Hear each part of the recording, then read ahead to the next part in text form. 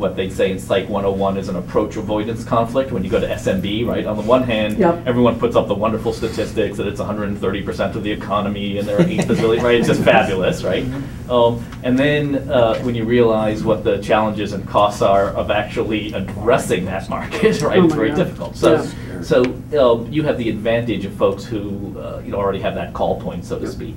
Do you feel that, I don't mean to lure you into saying something indelicate, but do you feel that the Hearsts of the world do a good job selling your product, given that they've got their own and probably a bag with some other things in it, and yours is a little bit complex? Even add to that question, hey MoFuse, what are you doing to enable your channels? Hearst actually does a good job, but the rest of our channels, not as good. And so one of the thoughts from our own board actually was, gee, Annette, why don't you hire someone that can help you do a better job of, once you get the channel sold, it's kind of just starting, because now you've got to provide them with maybe spiffing, and how do I get them to sell more, and how do I teach them how to sell, and will they let you actually come in and train their own salespeople, which some of them won't. It's actually not as simple as I thought it was once we get the channels, to actually get those channels to produce. First, there's a long sales cycle with the Affinion group. We literally started the conversation in March, and I just got the deal signed in December. And that seemed like land speed record to them. So that's a long cycle, and of course, cash flow is our issue, because it's now we've got to get that channel to produce. So I do think there is, we could do a much better job of having the right talent to work the channels. Transfer of web presence to mobile presence, that is your market, is in competition with developing the company's own app for mobile presence. Is the price point getting closer to where it's less of a hurdle to develop an in-house app with functionality, with feedback, with analytics, versus porting the web presence over to? And what I'm getting at is that I see it as a shrinking market. The only reason it doesn't shrink faster is because a lot of small businesses still don't have a web presence. That's right. So you're getting a twofer. You're getting the web presence and the mobile app that goes along with it. Second thing I would definitely emphasize is go back to the onion choppers.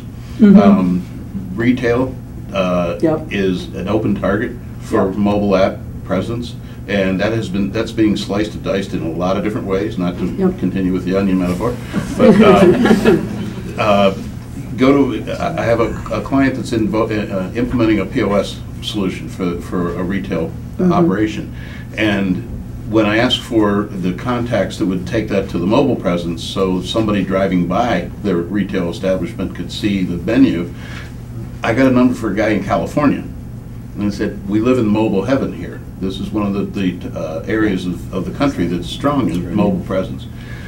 There is a company developing an app for customers that are chain restaurants that don't want to put in a drive-in window, that they can actually develop the sale through the mobile app, and when you drive up to your Arby's, the restaurant gets a ping that says your customer's in the parking lot, have their bag ready for their order, because they don't want to build a driveway, they don't want to build a drive-in window, and they don't want to have somebody staffing that drive-in window during their operation.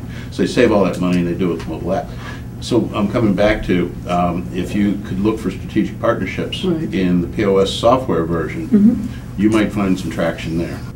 It's very interesting. So we've got competitors from as large as sort of the GoDaddies of the world that do things quickly and cheaply, and frankly Google, to HTML5, which is a whole new level of HTML. Now, the browser on that piece of equipment right there, and what that piece of equipment can do, is very, very different than that desktop. So we got all kinds of new capabilities, and we went to market. Our point of view is that you're probably thinking about mobile wrong if you're thinking, I'm just going to take this big website I've got and squish it down and make it smaller.